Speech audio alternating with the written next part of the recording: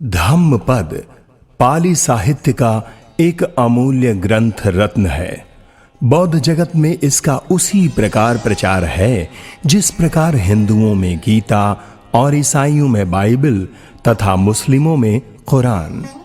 धम्मपद में कुल 423 गाथाएं हैं जिन्हें तथागत बुद्ध ने बुद्धत्व की प्राप्ति से लेकर महापरिनिर्वाण पर्यंत समय समय पर विभिन्न विनेय जनों के अध्याशय, अभिरुचि एवं भिक्षुओं के द्वारा समय समय पर उपस्थित समस्याओं के समाधान स्वरूप उपदिष्ट की हैं। इसे बुद्ध के परिनिर्वाण के पश्चात बौद्ध सांगीतिकर्ताओं ने एकत्रित कर विषय वस्तु के अनुसार क्रमशः विभिन्न वर्गों में बिठाया है।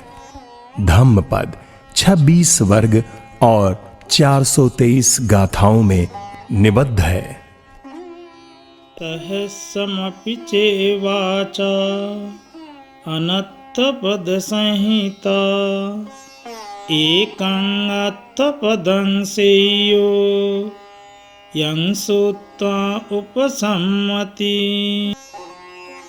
अर्थात व्यर्थ के पदों से युक्त 1000 वचन से भी सार्थक एक पद श्रेष्ठ है जिसे सुनकर उपशांत हो जाता है। सहस्रमपि चेगाता अनत्तपद संहिता एकं गाता पदं सेयो यं सूत्वा उपसम्मति। अर्थात अनर्थ पदों से युक्त 1000 गाथाओं से भी एक गाथा पद श्रेष्ठ है जिसे सुनकर उपशांत हो जाता है। यो च गाता शतं भासे अनत्तपद संहिता एकं धम्मपदं सेयो यं सूत्वा उपसम्मति। अर्थात जो अनर्थ पदों से युक्त 100 गाथाएं भी कहे उससे धर्म का एक पद भी श्रेष्ठ है जिसे सुनकर उपशांत हो जाता है। यो सहस्रं सहस्रेण संगामे मानुषे जिने एकं च जेयमत्तानं सबे संगामजुत्तमो।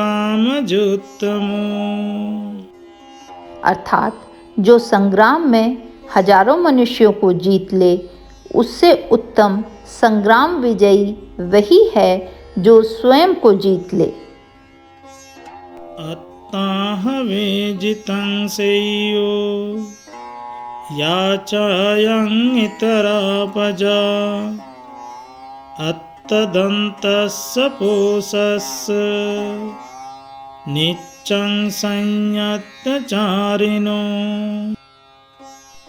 नैव देवो न गन्धर्वो न मारोषः ब्राह्मणा जितं अपजितं कैरा तथा रूपस्य जन्तनो।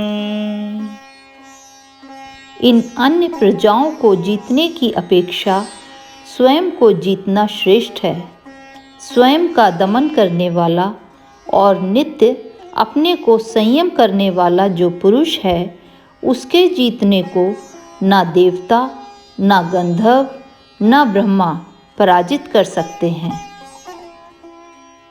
मासे मासे सहस्रेण यो यजेत शतं समं एकं च भावितत्तानं मुहूर्तमपि पूजये सा एव पूजिना सेयो यं चैवस्य शतं हुतं।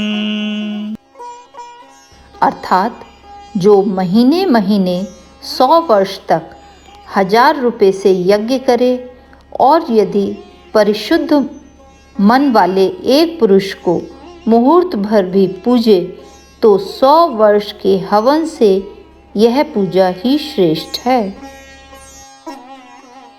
यो च वस्य शतं जन्तु अग्निं परिचरे वने एकं च भावितत्तानं मुहूर्तमपि पूजये सा एव पूजना सेयो यं चैवस्य तं हुतुम्।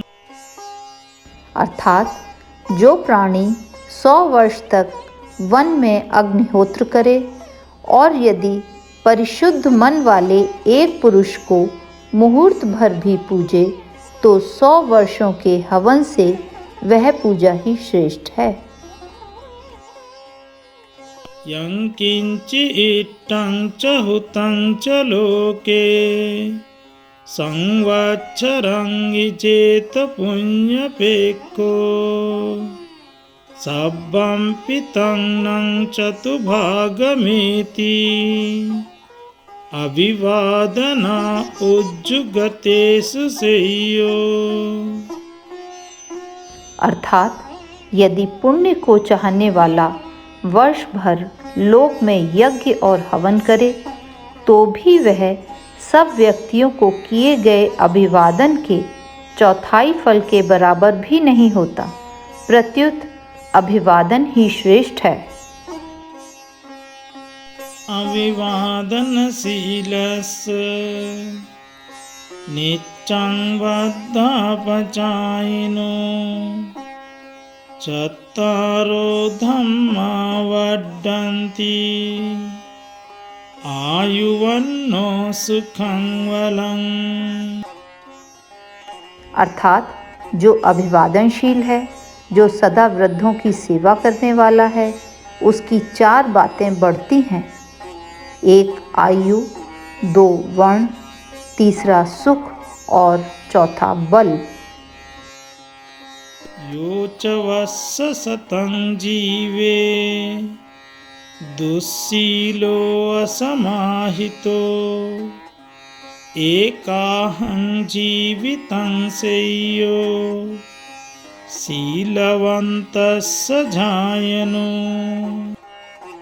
अर्थात दुःशील और एकाग्रता रहित व्यक्ति के 100 वर्ष के जीने से भी शीलवान और ध्यानी व्यक्ति का 1 दिन का जीवन श्रेष्ठ है।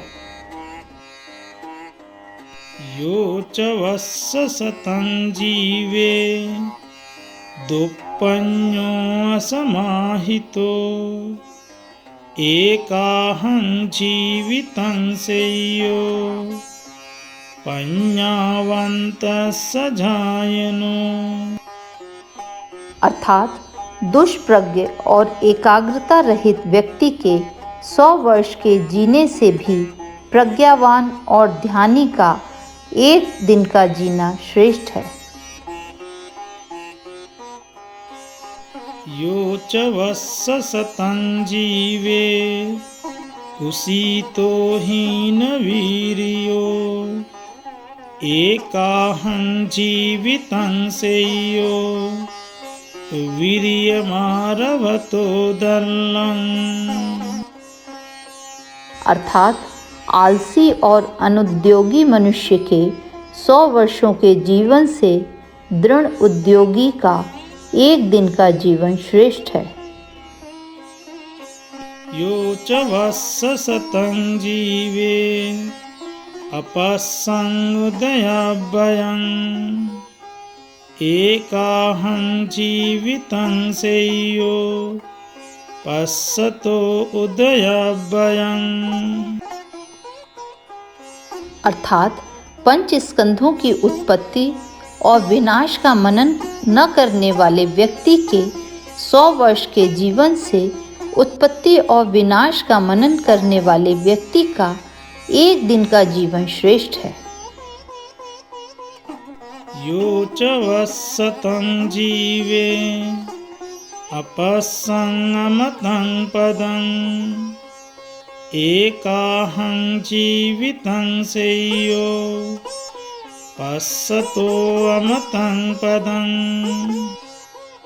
अर्थात निर्वाण को न देखने वाले के 100 वर्ष के जीवन से निर्वाण का एक दिन का जीवन श्रेष्ठ है। यो च वसतं जीवे अपश्यन् धम्ममुत्तमम् एकाहं जीवितं सेयो पश्यतो धम्ममुत्तमम्। अर्थात उत्तम धर्म को न देखने वाले के 100 वर्ष के जीवन से उत्तम धर्म को देखने वाले का एक दिन का जीवन श्रेष्ठ है। तथागत से यही प्रार्थना है कि जो भी इस धम्म पद को सुने उनमें अनित्यता और अनात्मता आदि का बोध हो और अंततोगत्वा वे बुद्धत्व को प्राप्त हो।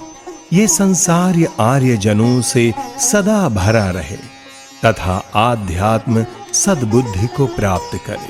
संसार सुखमय एवं शांतिमय हो, यही मंगल कामना है। साधु साधु साधु।